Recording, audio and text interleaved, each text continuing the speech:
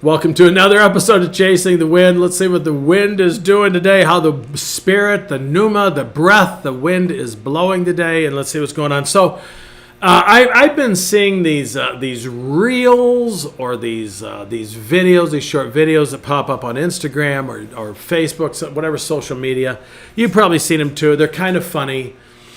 And there's some like channels or whatever you want to call it that I kind of watch, or people that come up frequently because I either liked it or whatever, you know what I mean. But anyway, there's some that come on that they crack me up. And I was watching one the other day, and it just really got me thinking at it from a spiritual perspective, a theological perspective. So let's kind of see where this goes today. I'm still kind of unpacking it. So maybe you can help me with that. Andrew and I were just kind of pondering a little bit, and it goes something like this. This guy or this lady will be come on the screen, and they got their phone out, and said, my wife, my spouse, whatever, my wife or my husband just told me they don't love me anymore. Let's just go with a guy right now. My wife just told me she doesn't love me anymore. Or he'll say, my wife told me she wants a divorce. And she is in the background. And she says, that's not what I said. And then she goes on to explain, I told you couldn't buy another hunting rifle. And he says, it's the same thing. Wow. And I know it's a meme and it's funny. But how often does that happen in our relationships, our real relationships? Or how often does it happen in our relationship with God? We read Scripture, and God doesn't want me to experience joy. Or God is telling me this in this Scripture, and people take stuff out of context all the time. Oh my goodness. Context. Ben Witherington was the first person I heard say this. He says, a text out of context is a pretext. Meaning if you take a text without putting it in what its meaning was, how it was used, etc., it can easily become what you want it to say. And we can do that with people all the time, don't we? Well, they didn't say I couldn't. That boy, I'm a little bit of a wordsmith. Well, you told me, so here, let's do this. Don't eat off of the tree of the knowledge of good and evil. What did the enemy come and do? Did he really say you would die? And how often do we do that? Well, does God really say we have to do this? Whatever. Yeah. God does tell us some things, and we can misinterpret that. Oh, and in our humanistic culture today, it can be a matter of, well, God just doesn't want me to be happy. Well, I don't see anywhere in Scripture where God's talking about He wants us to be happy. He does want us to have the joy of the Lord. Well, it's the same thing. Well, no, it's not. There's a lot of things that don't make me happy when the power goes out and I don't necessarily have heat or whatever the case is, or I don't have running water. I may not be happy, but I can still have the joy of the Lord in me, okay? So how often do we do that, though? Do we read Scripture, or do we, something doesn't go the way we would like it to go. I mentioned in my last video that I kind of flipped my truck, had a little accident in my truck, and I'm standing there, I'm like, Lord, I want my truck back, I want my truck. And I liked my truck, and it didn't have a payment, and I'm like, Lord, this can't be happening. And, it'd be very easy in that moment to get my phone out and say, my Lord told me He doesn't love me anymore. You know the rest of the story. It's like Jesus is behind me saying, that's not what I said. I said you're not getting your truck back. It's totaled.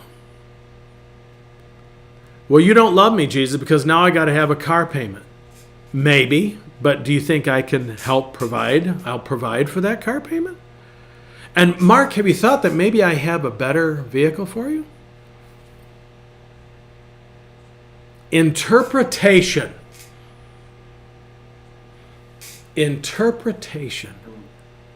Wow. How many verses have been taken out of context? One of the most common verses is, I know the plans I have for you, the plans to prosper you and to give you hope in a future, not to harm you. Oh, see, I'll never have harm. No, that's not true. You got to look at the whole context. So go look in the context, okay, and do a little research. There's all sorts of things that we can take out of context. And when things don't go necessarily the way we think they should go, or God doesn't do things the way I think or you think he should do them, we automatically assume God doesn't love us. Or God's angry at us. I must have done something wrong. Sometimes when things are not going right, it might be that we're... Excuse me. It might be that we are doing something right. As Stephen Pressfield says, resistance tells us what we have to do. Sometimes the enemy will say, don't do that, and we know it's the very thing that we have to do. Or God makes us go to someone and apologize. Well, the Lord told me he doesn't love me because he's making me eat crow. Humble pie is a terrible thing to eat sometimes, but it is the most satisfying thing sometimes because it can bring us peace. So wind chasers, I want you to think about that a little bit as you go through your day and you're wondering, oh, God doesn't love me anymore. Told me he doesn't love me. That's not what I said. Or maybe it is your spouse. And I know my wife and I, it took us a long time to work through some things, and we could read each other's expressions. And I remember one time we were having a discussion. She had shared something with me, and she could tell by my countenance that she was, and we had to learn this. And she says, tell me what you heard. And I said, here's what I heard, is that I'm an idiot. I didn't do this right. She was, that's not what I said. And that's not what I meant. I was hearing it through my filters. And I'm going to tell you something. I lived most of my life, my spiritual life. I've been walking with God for about 35 years.